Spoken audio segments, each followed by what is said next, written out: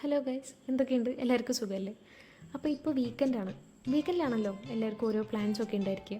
അങ്ങനെ ഞങ്ങൾക്കും പ്ലാൻസൊക്കെ ഉള്ളത് വീക്കെൻഡ്സിൽ തന്നെയാണ്. പക്ഷെ കുറച്ച് ആഴ്ചകളായിട്ട് ഈ പ്ലാൻസ് ഒന്നും നടക്കാറില്ല. അമ്മ രാവിലെ എണീപ്പിച്ചിട്ട് നമ്മൾ അമ്പലങ്ങളിൽ കൊണ്ടുപോകും. അങ്ങനെ ഈ ആഴ്ചയും അതുതന്നെയായിരുന്നു പ്ലാൻ. അപ്പോൾ ഇന്ന് നമ്മൾ പോയത് മലപ്പുറം ജില്ലയിലുള്ള നീർപുത്തൂർ ശിവക്ഷേത്രത്തിലാണ്.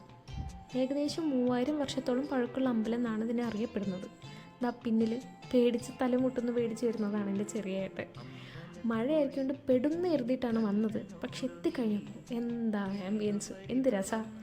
ആർക്കെങ്കിലും ഇനി അമ്പലത്തിലേക്ക് വരണം എന്ന് ആഗ്രഹം ഉണ്ടെങ്കിൽ മഴക്കാലത്ത് തന്നെ വരണം. ഇതാണ് എൻ്റെ അച്ഛൻ. ഇത്രയും ഫോട്ടോഗ്രാഫി വീഡിയോഗ്രാഫി സ്കിൽസ് ഉണ്ടല്ലോ, ഞാൻ വേറെ ആരിലും കണ്ടിട്ടില്ല. ആ ന്യൂലി കപ്പിൾസിനെ പോലെ നടന്നു പോണതാണ് എൻ്റെ അമ്മയും അച്ഛനും.